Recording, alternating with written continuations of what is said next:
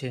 তাহলে দেখো 50% অর্থাৎ 50/100 p minus q equal to 30/100 p plus Q.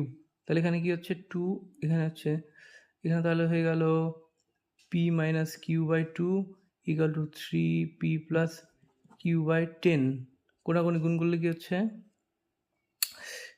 10p minus 10q equal to এখানে 6p plus 6q।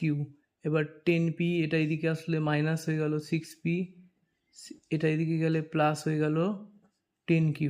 তাহলে কত হচ্ছে 4p equal to 16q।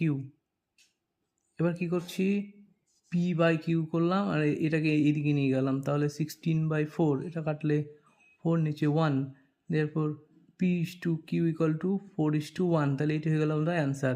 Answer কি হয়ে যাচ্ছে অপশান বি।